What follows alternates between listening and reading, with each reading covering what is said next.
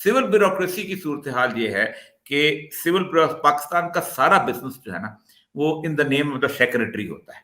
कोई chief accounting officer भी secretary होता है, और उसके बाद चीफ ऑपरेटिंग ऑफिसर भी सेक्रेटरी, चीफ एग्जीक्यूटिव भी। मिनिस्टर जो है उसने कभी फाइल के ऊपर ना किसी चेक पे ऊपर दस्तखत करने होते हैं, ना किसी नोटिफिकेशन पे दस्तखत करने होते हैं। अगर वो सुप्रीम कोर्ट इनको बुला लेती है, उनसे कहती है ये ऑर्डर इंप्लीमेंट करो वरना हम आपको सजा दे देंगे, तो जाहिर बात है कि वो इंप्लीमेंट हो सकता है।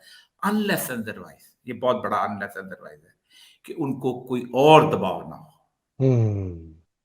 इसलिए कि वो, मैंने कोई इतना शेर का बच्चा ब्यूरोक्रेट नहीं देखा जो किसी सियासतदान के लिए अपना कैरियर दांव पे लगाता है। मैंने नहीं देखा। और फौज और आईएसआई का डर, आधार बात, और कौन हो सकता है, और कौन दबाएगा, और दबाव और कहां से आता है? लेकिन आसमान के फरिश्ते तो नहीं दबाव डालते आके। तो और ये सब, ये जो खौफ है, इसके लिए कुछ दबाव भी डालना पड़ेगा ना सुप्रीम कोर्ट को। तो सुप्रीम कोर्ट ने जब ये ईसीपी ने उनके फैसले की खुल्लम खुला खिलाफ वर्जी की, जो कंटेम्प्ट में आता है, उन्होंने ईसीपी के लोगों को क्यों नहीं कंटेम्प्ट में सजा दी? देखिए अभी नहीं, मेरा ख्याल है शायद उन्होंने इसको पेंडिंग रखा हुआ है, उनको मालूम था कि ये मामला हो जाना है और ये वक्त आ जाना है। बुरे से बुरे फैसले इंडिया में भी होते हैं, बाकी जगहों भी होते हैं, तो लोग मांगते हैं उनके फैसलों को। हजरत अली की मशहूर मिसाल है कि सैयदना अली रज़ी अल्लाह तआला अन्हु ने काजी की अदालत में एक दावा किया ज़िरा का। कहा कि फलां यहूदी के पास मेरी ज़िरा है। कहा गवाह लेके आओ। कहा हसन है मेरा बेटा। कहा बाप के हक में बेटे की गवाही कबूल नहीं। फिर कहा आप मेरा गुलाम कंबर। कहा गुलाम आका के हक में गुलाम की गवाही कबूल नहीं। आपको पता है क्या सैयदना अली झूठ बोलते थे? क्या उनका दावा गलत था? वो चुपचाप काजी की बात को, फैसले को मानते हुए बाहर निकला। क्योंकि अगर वो न मानते तो पूरी इस्लाम की जुडिशियल सिस्टम की इमारत गिर जाती थी। और उसी जुडिशियल सिस्टम की इमारत थी, उसी की बुनियाद पर जो यहूदी था वो मुसलमान हो गया। हमारे यहाँ आज जो कुछ पाकिस्तान की पार्लियामेंट में हुआ है, ये दुनिया की मौजूदा क्या पुरानी, यानी जिरगे के अंदर जो लोग बिठाते थे, जो पंच बिठाते थे, जो सरपंच होता था, फैसला उसका माने या ना माने इंप्लीमेंट जरूर होता था। तो और ये साहब, ये फिर आपका जो आज की रेजोल्यूशन है इन्होंने जो रिजेक्ट की, इससे पहले भी एक की, पीडीएम की मूवमेंट्स हुई, मीटिंग्स आपस में हुई, मरियम कहती है कर लो जो करना है, तो ये कहाँ जा रही है फिर बात? देखिए ये है आलम मायूसी। आप खुद सोचे ना कि आप भी अगर एक ऑब्जेक्टिव ज़हन के साथ ये सोचें कि अगले इलेक्शंस कैसे होंगे, और इन लोगों की पास भी सब कुछ पता है, तो उनको इतना पता है कि अगर इंडिपेंडेंट और फेयर इलेक्शन होते हैं, और मैं तो ये भी कहता हूं अगर तमाम तर धांधली भी होती है तब भी ये इमरान खान को नहीं हरा सकते। मैं अपने एक्सपीरियंस, मैंने 5 election as a returning officer करवाए, और मैं पूरे अपने तजर्बे की बुनियाद पे कहता हूं कि पाकिस्तान के अंदर धांधली की कोई ऐसी मशीन अब तक नहीं बन सकी कि जो इस वक्त जो इमरान खान की फोर्स है, जो इस वक्त मार्जिन है उसका इमरान खान का, उस बाकी को आप नहीं हरा सकते। हमेशा कम से कम मार्जिन करके हराया जाता है, इनको यकीन है। और इनको पता है कि 5 साल हम इमरान खान के साथ कुछ नहीं, एक तो इनको यकीन है, दूसरा बाकियों को भी यकीन है कि अगर हमारे खिलाफ इमरान खान ने किसी किस्म का कोई एक्शन लिया तो उसको पब्लिक सपोर्ट हासिल होगी, हमारा चेहरा पब्लिक के अंदर नहीं होगा उस तरह के हम अपने आप को डिफेंड कर सके। ये है वो फियर जो इमरान खान की, और ये मैं कहता हूं ये फियर इमरान खान का नहीं, ये पब्लिक का फियर है, अवाम की राय का फियर है। और मैं एक बताऊं, अवाम की राय आज नहीं बनी।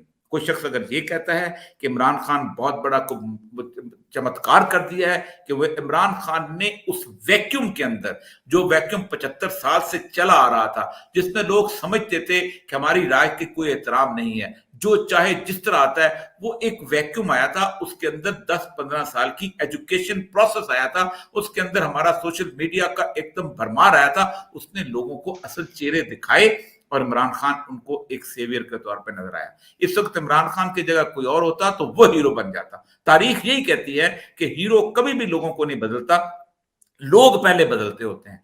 5 साल और इमाम खुमैनी जो थे वो ना आते ईरान में, ईरान के लोग ना उठते, इमाम खुमैनी की कब्र को भी कोई ना जानता। पहले लोग उठते हैं, उसके बाद आगे लोग आते हैं। इमरान खान को लोगों की इस सारी इस्टेब्लिशमेंट के साथ नफरत जो है वो तोहफे में मिली है, वो एक सिंबॉलिक इमेज के तौर पे आ गया है, उसका खौफ है असल हम्म। और ये सब ये जो एस्टेब्लिशमेंट की आपने बात की, हमने देखा कि जब इलेक्शन कमीशन ने जो पोजीशन इख्तियार की, वो उन्होंने कहा कि जी अपनी मिनिस्ट्री ऑफ डिफेंस से, का वो कहते हैं हम नहीं दे सकते सिपाही, इंटीरियर कहती है हम नहीं दे सकते सिपाही, और फाइनेंस कहती है हम पैसा नहीं दे सकते।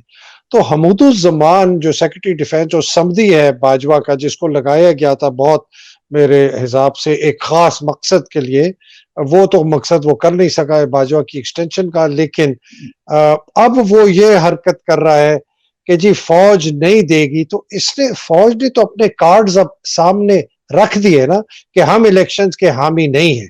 अगर फौज कह रही है हम नहीं दे रहे, तो जी मौर्य साहब। देखिए मैं साहब, मैं देखो चार पांच पांच के करीब मैंने इलेक्शन करवाए, एक लोकल बॉडीज को मिला के रिटर्निंग। आप मुझे बताएं कब फौज जो है वो इलेक्शन करवाने के लिए बीच में आती है?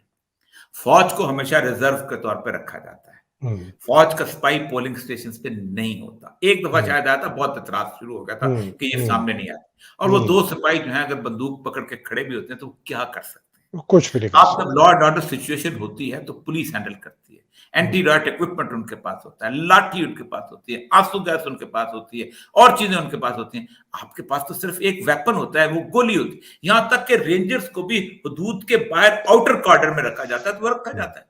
तो फौज तो आप एक शहर के सेंटर के अंदर दो टैंक और चार बख्तरबंद गाड़ियां और दो तीन ट्रकों के साथ खड़ी कर सकते हैं। वो तो हम्म, स्टेशन रहेगी, वो तो कहीं भी, इवन आप उस गैरिजन के अंदर भी अगर उनको अलर्ट खड़ा कर दें तो इस तरह की बात होती है। तो ये तो दलील ही गलत है।